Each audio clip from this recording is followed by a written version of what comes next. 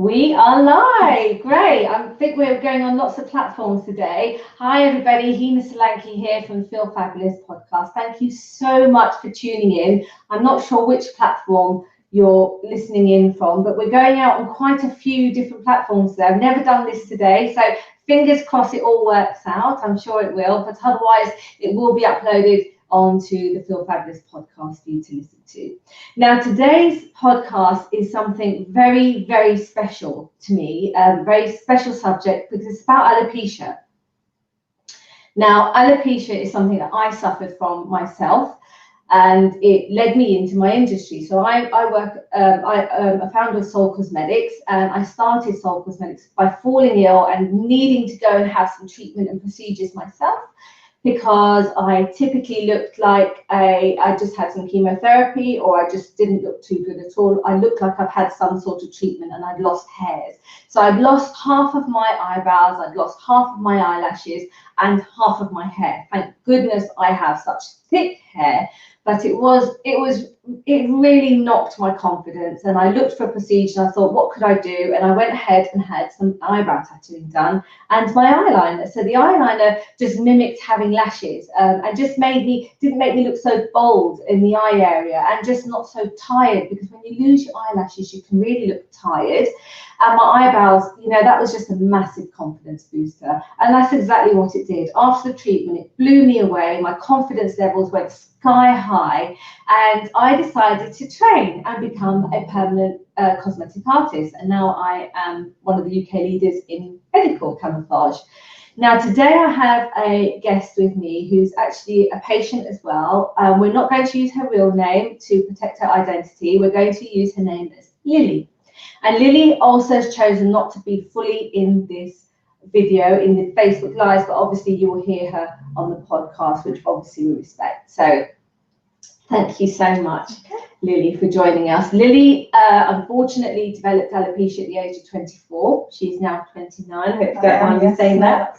So today I really want to share Lily's experience with you and how she's managed, how she's coped, because it's such a shame you can't see her, but she is one of the most beautiful, vibrant people, so positive. You would never, ever imagine she's gone through what she's gone through, and she looks fabulous, may I say.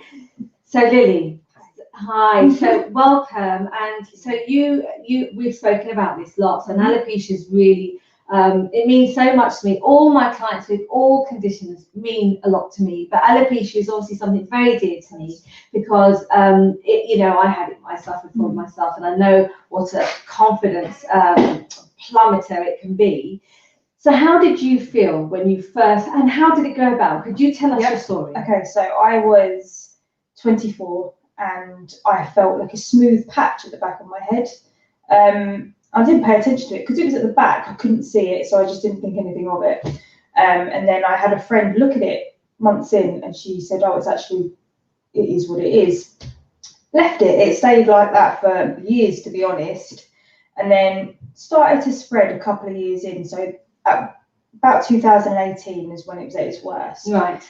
So basically the whole back of my head had gone, lost my hair, should I say.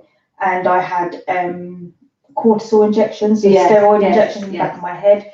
And I have to say that was not a pleasant thing to go through. I mean, at that point though, I was like, just want my hair, just want my hair. So yeah, I had loads of injections in the back of my head. And actually it was the hour after that was the worst point, because just the pain, honestly, it was just horrendous for me. Right. So that happened, and then I just unfortunately lost my nan at that time as well. Oh gosh. So yeah. And then that was coincided with the fact I was about to go on holiday in Florida. So my nana passed, I had to go to a funeral, and then I was on a plane. And when I was over there, it started to grow, and I thought, oh, okay, maybe it's working. Is it the sunshine? What is it? Yeah. And then I came back and I had little bits of hair, and then they grew for a little while. Oh, right. Okay. And then they fell out again. So you responded to the treatment? It seemed like I responded, not dramatically, but I had sort of little patches growing. Okay. But that was something better than nothing, in my opinion, at that point. Yeah. And then, came back, and it's, to be honest, I think dealing with my nan's passing was the point where it really progressed massively, because that whole year was when it all just came out. So it just slowly creeped up the back of my head, and then I just had what was left at the front, and then it was all gone by a year. Right. So it's all gone now. It's all gone. It's gone, but I've got lots of baby hair on the top of my head at the moment, but it's still patchy, so it's not just all fully growing back. And obviously I've got this amazing wig made, which is, I'm lucky that I was able to do that. Yeah. Whilst it was happening. You guys can't see Lily. Yeah, sorry. She looks amazing. She has the most beautiful wig ever. And was that made especially for you? It was bespoke made. So I went in, they measured my head. I wanted to get it done whilst I still had my hair, because I wanted them to, because they take your hair, the texture, everything, the colour. So this is exactly my hair colour. My hair did naturally do this sort of natural balayage. It's like you've got natural highlights. My hair was naturally always like this. So. It looks beautiful. It really looks beautiful. For the viewers and listeners, is this in London? Yes. God, I can't remember what they're called now. Oh gosh, it's slipped my mind, because I had it done a while ago now, about 2 years. No problem. If anyone's listening and they do want to know, just pop it in the comments, and I will make sure I get the details for that, and I will put it on there for you. London Hair Clinic, I think. London Hair Clinic. The London Hair Clinic, maybe? Yeah. Okay. I'll confirm that anyway and put it on the comments below for you. If you've got any questions, by the way, I am going to be checking the questions. I've got somebody checking the questions. They're going to list them for me, and we will try to go through them. So if you've only just joined in, we are talking about alopecia, how we've dealt with it. Beautiful Lily here is still dealing with it. Thankfully, I think I'm over it. When you've had alopecia, you suffer from it.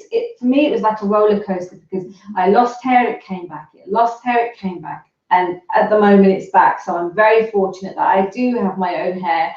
My eyelashes are finally grown back to what they were. And my eyebrows, well, I've got a bit of makeup, you wouldn't know. So you had your wig put on, and how did that make you feel? Do you know what?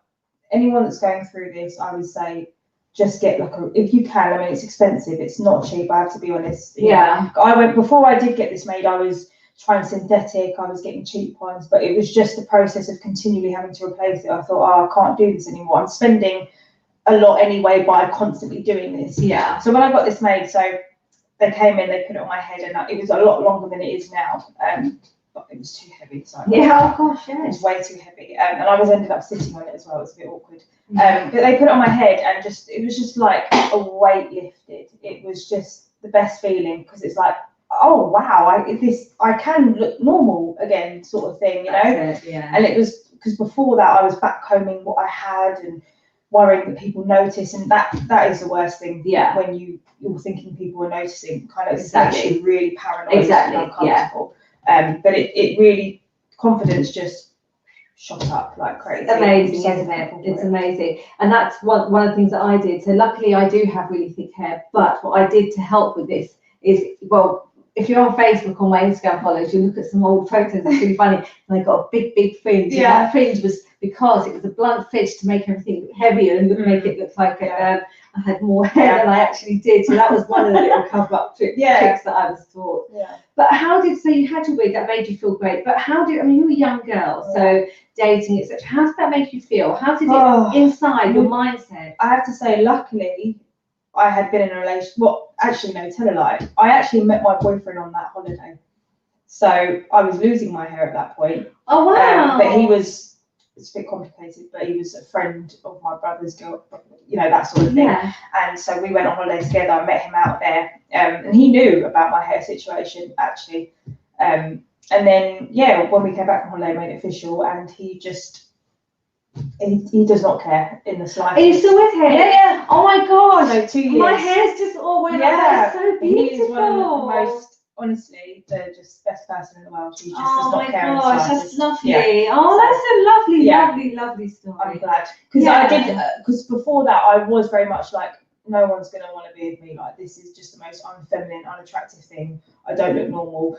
It was just all of those horrible things that come to your mind. But there is always decent people out there that will not judge you for something that's out of your control. Yeah. And he was one of those people, so I'm really lucky. Oh, that's just, I'm so happy. I really didn't know that. That's a beautiful story. Yeah. And the thing is when you're going through something like this, when you do have that partner, it's just a little bit more supportive, isn't it? Because you don't worry about the future as well. Like I said, no one's going to want to be with me. And yeah, he sees you for what you are, exactly, not for the hair that you've got. Yeah. Yesterday I was like, this is the real me. I had nothing on. He's like, I could care less. So yeah, it's amazing. So I got to know you through during lockdown, and I received an email from you, and I replied, and the response obviously was to bring you in. So I managed to see you a couple of months ago for your first procedure, and this was for eyebrows, by the way. So Lily didn't have many hairs left on her eyebrows, so I've gone ahead and put some semi-permanent makeup. And what I've done is mimicked hair strokes with a bit of shading and added a bit of texture. So once they're healed, you really shouldn't be able to tell that they're tattooed on. That's the idea. How did that all affect you? And how did you go about looking and searching? Because that was exactly what I did. Yeah. That was my thing that I did. I looked for someone. So my eyebrows started to begin to disappear actually when lockdown started.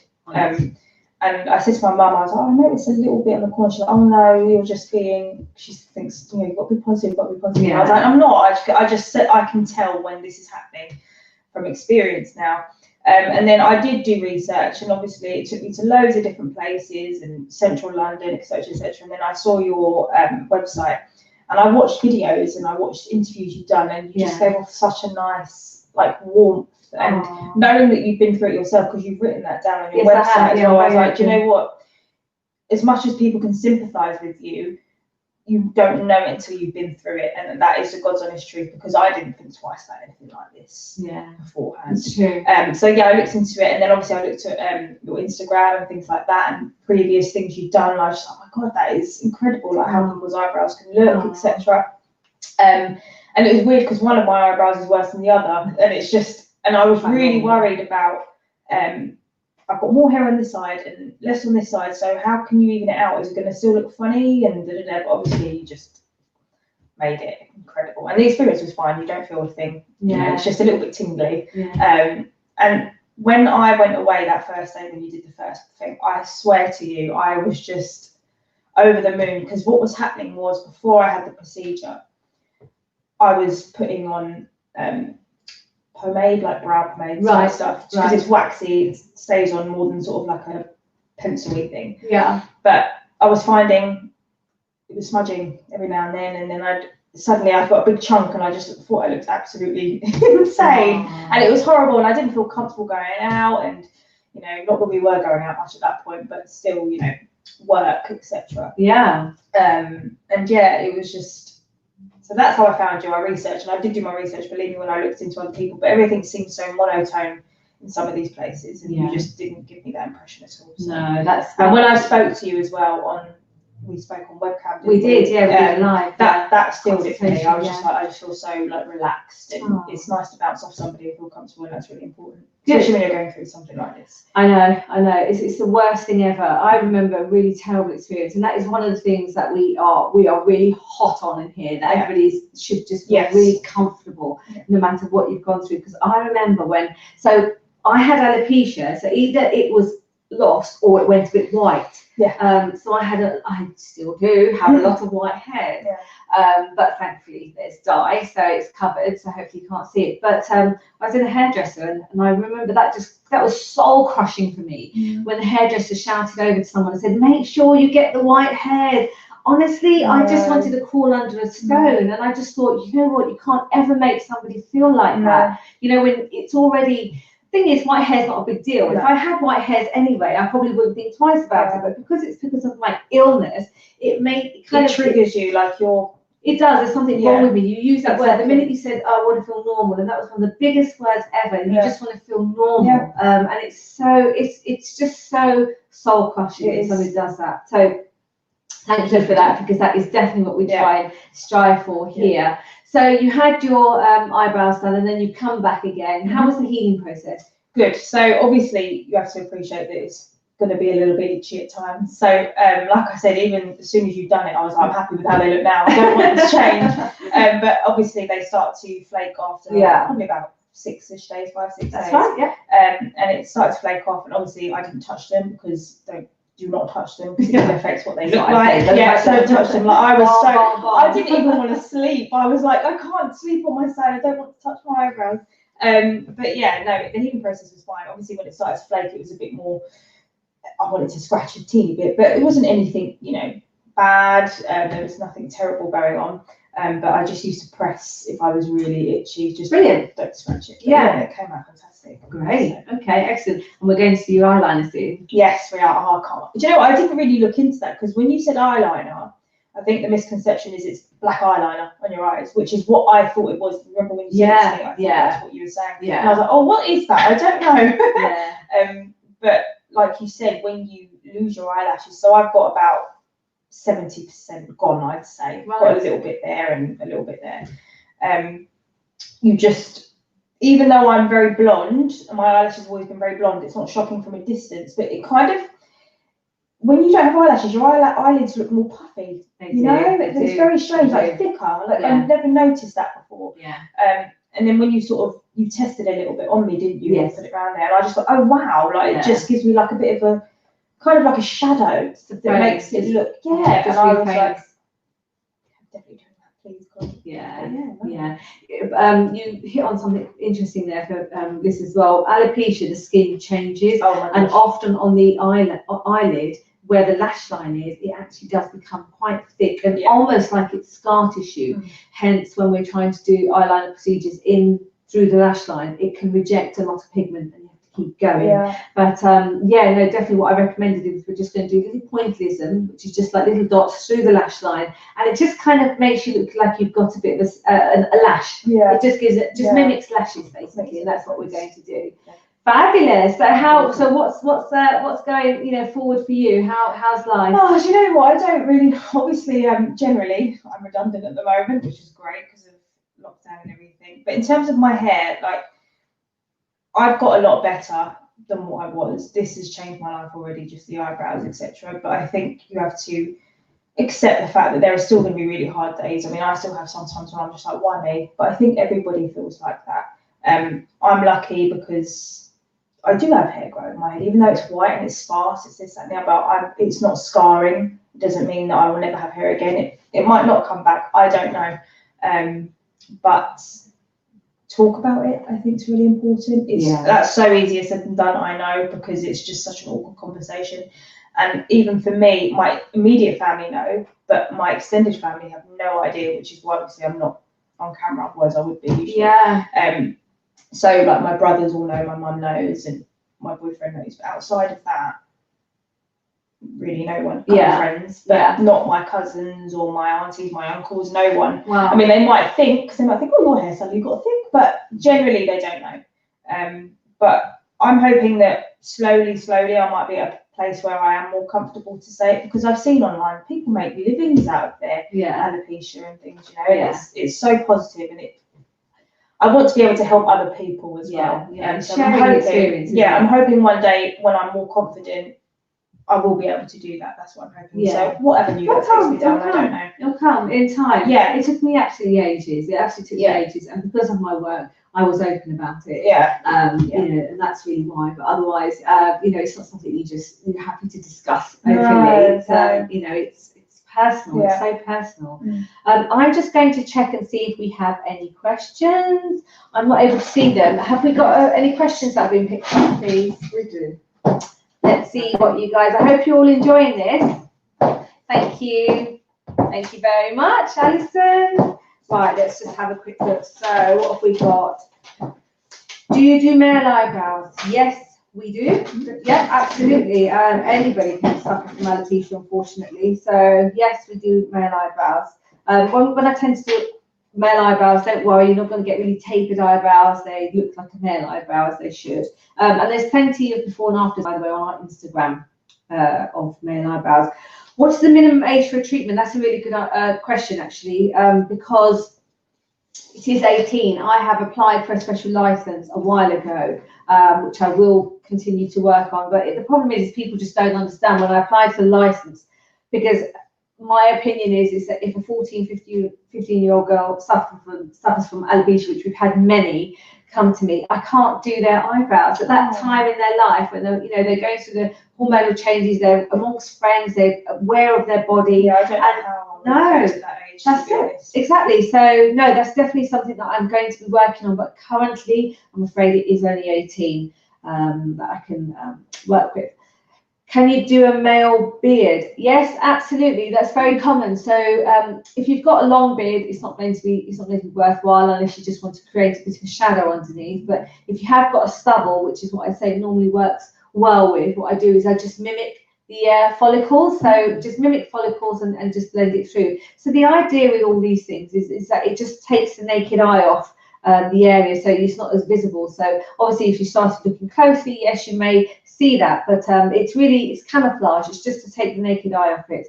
Do you do lady scalp? Yes, we do. So lady scalp is a little bit trickier because you've got, you may have longer hair, etc. But it tends to be the balding pattern for ladies now when they've got, just balding. It's very similar to the male area now. So it can be in the crown and it can be at the front. So a bit of shading if your scalp can take it. The scalp area is very different from any other part of your body, so it doesn't accept pigment so easily with shading, and it tends to reject an awful lot. But I have done it and it can work. Otherwise we stick to the pointillism system, which is a normal system, by adding lots and lots of dots through the scalp to make it built up. And the idea is just really, if your hair blew in a certain direction or something, you don't see the bald patch.